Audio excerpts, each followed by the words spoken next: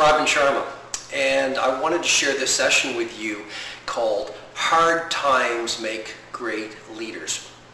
Why do I want to share this video session with you? Because right now we know what's happening across the world in terms of the global economies. We know that business as usual is no longer even a term that makes any sense. We know that the old way of doing things will never be the same way that you need to do things in today's realities. We know that there's probably more stress on your plate than ever before, whether you're a manager, an entrepreneur, no matter what you do in the world of business. Right now is one of the most chaotic, challenging, uncertain, turbulent times since 1929. So what do? I wanted to share some very practical ideas that have been helpful to our clients and organizations around the world, whether it's BP, whether it's Nike, whether it's Microsoft, whether it's General Electric. I want to share some of the best tactics that have been helpful to the people that I've worked with in terms of building leadership capabilities, and not only building leadership capabilities, but building great lives. I think it's so important to be a leader without a title and to go to work every day within your organization and to play at genius, to play at your best, to innovate, to manage change, to be a great team builder, to add outrageous value to your customers, to be passionate, no question. Fundamentally, that's what I believe so viscerally in. And related to that, what's the point of being successful in your work life but being a failure as a human being? And I think that's really the delicate balance. You want to be BIW, best in world, in your career, in your business life, and at the same time you want to build a beautiful life. What's the point of being the most successful person but you're alone? So this session, as I say, is called Hard Times Build Great Leaders. And if you've been with me on my blogs, or you've seen other video sessions, or you've seen me live at a presentation, you know that I love skiing, and I say this with great humility, but I want to share with you, I just got my level 1 professional ski instructor certification last week, and I feel great about that because it was a dream of mine. And one of the things I learned as I've become a better and better skier over the years, and I've really worked at it, it's like any skill, whether it's leadership, whether it's life, it's a skill, and the more you practice, the better you're going to get. In other words, what we focus on naturally improves, and that sounds so obvious, and yet we forget it. If you look at the things that are working in your life, those are the things that you've practiced. According to the American Society of Training and Development, the average employee spends about 26.5 hours a year improving their on-the-job skills. 26.5 hours a year. Well, if you look at Lance Armstrong, or you look at a Steve Jobs, or you look at a Richard Branson, or you look at the great CEOs around the world, or the great managers, or the great Olympians, or the great scientists, they spend so much time practicing their craft. One study actually said the average genius spends 10,000 hours doing what they want to be best in the world in, which amounts to roughly, when you take into account living, sleeping, just living a regular life, that's about 10 years. Are you willing to spend 10 years focusing on what you want to be a genius at? Because a restaurant is the only place where you get to have the goods first and then pay the price. Being great in your career, being great in sports, being great in your life, being great as a human being, pay the price first, then you get all the good stuff. And what I'm saying is, when I was taking this ski certification, and as I've been skiing more and more, I've realized skiing is a great metaphor for business. And it's a great metaphor for leadership. And what I've learned is it's on the tough runs that you become a better skier. If you're on the easy runs, which are green runs, you don't really become a better skier because you're not challenged. There's no problems. There's no struggle. You're not being stressed. But on the black diamonds and the double black diamonds, all of your weaknesses, all of your mistakes, they come to light. And that's where you actually get to become better, because with better awareness of what you're not doing right, you can actually make improvements. So right now, all the tumultuous times we're going through, all the uncertainty, all the deep change within organizations, what that's going to do is actually going to have an amplifier effect. It's going to make the great companies even greater. And the companies that looked great but actually had operational flaws, or they were populated with people who were not leading without a title, those are actually going to magnify the flaws. And that could either lead to the destruction of the company or the organization, or for the smart organizations, they're going to use that awareness about what they were not doing right to make an even better company. And I guess what I'm saying is, difficult times make you better. Difficult times make better leaders.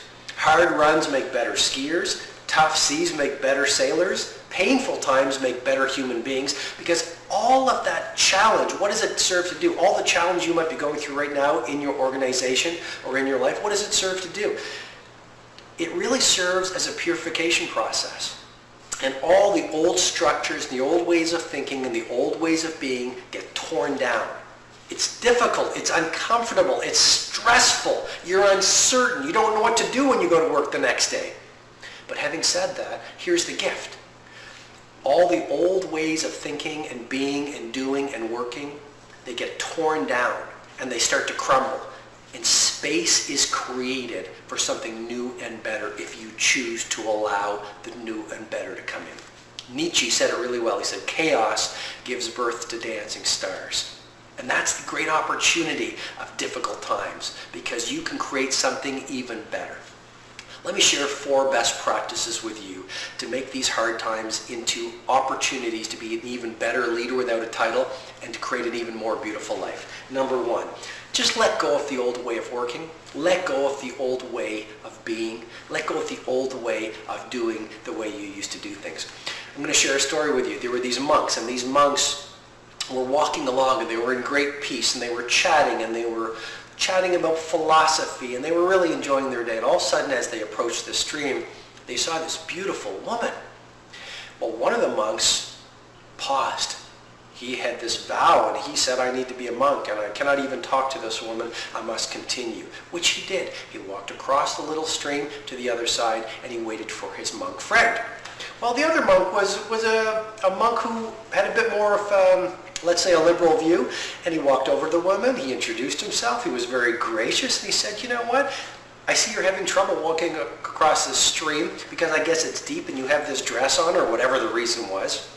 And he said, may I help you? And he lifted up this young woman, and he walked her across the stream. And he put her down on the other side, and they shook hands. She thanked him, and he went on his way. Well, 2 hours later, the monk who had lifted up the woman was laughing, and he was going about his daily rituals and very much in the moment. And the other monk was still in complete silence. He was actually very upset. So the first monk says to him, he says, you know, why are you upset? And the second monk, who was very quiet and upset, said, well, you went and lifted up this woman, and that's against our vows, and I'm really upset with that. And the first monk who lifted up the woman and took her to the safe part on the other side of the stream said, ah, my dear friend, I put down that woman on the other side of the stream. I can see that you are still carrying her. Now you might roll your eyes and say, Robin, what a cheesy little story, but I think it's powerful. And what's the learning point? The learning point is this. On this first tactic, or this first best practice about letting go of the way you used to work and letting go of the way things were, it's really important to let go of the past. Don't be like that monk who carries things forward for hours and days and months ahead. Be like the first monk. He let go of the past and he moved into the present, because the old way of working, the way things used to be, will never be the same. The pace of change is only going to speed up. And so if you go to work every day and you reminisce and you are stuck in the past, there is no way you are going to be able to create a brilliant future. And this is a very powerful learning point, which is, if you are stuck in the past, thinking about the old way of dealing with your clients, thinking of the old way of managing, thinking of the old model of leadership, thinking of the old way you used to live, all of your energy, or a lot of your energy, and your most precious resources, your energy, your thinking, your creativity, it's stuck in the past. And how can you possibly be brilliant in the future if most of your creativity and energy is stuck in the past? You need to release it. So let go. Second best practice to make you more powerful, a better leader without a title, more excellent in all you do as you move through these turbulent times. Protect your thinking. The news media is very negative right now. Most people in business are very negative right now. Most people out on the street, very negative right now. There is a great community of fear-mongering.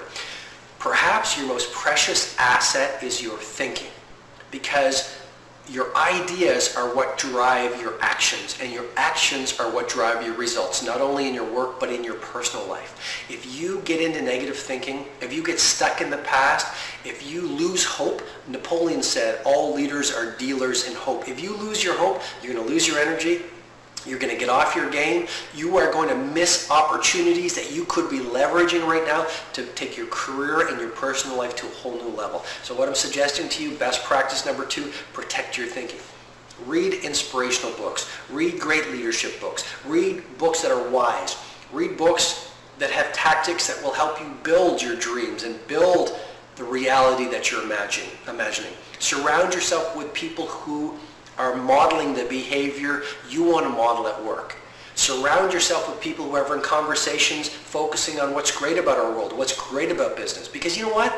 Right now, yes, these are difficult times economically, organizationally, in society. And yet I think this is the greatest time in the history of humanity to be alive. There has never been a better time for you to be a leader without a title. You do not need a position to influence right now. You do not need a position to go to work every day and innovate, or to be passionate, or to add outrageous value to all your stakeholders. You can go out into your community today, and through your behavior and through your positive attitude, you can lead by example. See, all of the old constraints of leadership are coming down. Really, there is a democratization of leadership happening in the world today, and you can be the change you want to see, to respectfully borrow Gandhi's words. It's a great time to be a leader, and it begins with you. You can be a force of one. So protect your thinking so you don't get seduced into seeing the world through the eyes of fear and missing out on all the opportunities to be a leader and to be a light in a world that is filled with too much darkness. Because in many ways, leading without a title is being a light when everyone else is playing victim and suffering from that dreaded disease of victimitis excusitis. Third best practice to lead without a title and to be great in these hard times is go the extra mile. How do you go the extra mile? Well, you might be tired at the end of the day. Make another sales call if you're a sales professional. You might be frustrated because everything within your organization is changing and everything is in a deep state of turbulence and uncertainty, and you might not know which division you'll be in at the end of this quarter, and you might not know which business your company's going to be in the end of the next 6 months. There's tons of change happening, but it's really important you focus on what you can control. Focus on your area of responsibility and go the extra mile. You see, the best move you can make as a leader without a title is to be a merchant of wow in everything that you touch. And related to that, develop a leadership vocabulary. You see, the words you use are powerful. They determine your emotional state. Develop the language of leadership. Don't gossip, don't complain, don't swear, don't use negative language. Start using the language of a person who is best in the world at what you do. Watch how you start to feel. Watch how you start to perform. And then the fourth best practice, stay healthy. What is the point of being the richest person in the graveyard? We're going through these difficult times. There's a lot of stress, which actually can serve you. Problems actually introduce you to your strength, your creativity, your true character.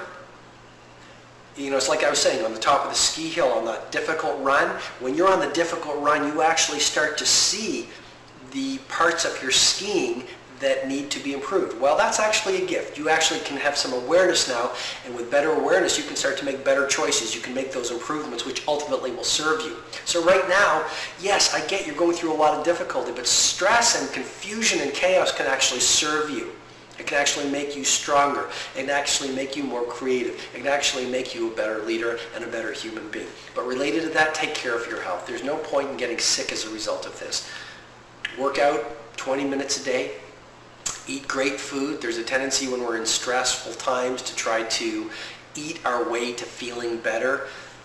Don't go for the junk food. Drink lots of water. Take lots of vitamins and minerals. Eat great food. Eat like a peak performer because you are an athlete on the playing field of life. Stay healthy. Get enough rest. Think great thoughts. And please do remember, tough times, hard times make better leaders. I'm Robin Sharma. Thanks so much for being with me. Keep leading without a title and keep doing your part to being the change and the example and the possibility you want to see, not only within your organization, but within your family, within your community, and within the world at large. Mother Teresa said it really well. If every one of us would only sweep our own doorstep, the whole world would be clean. Thank you.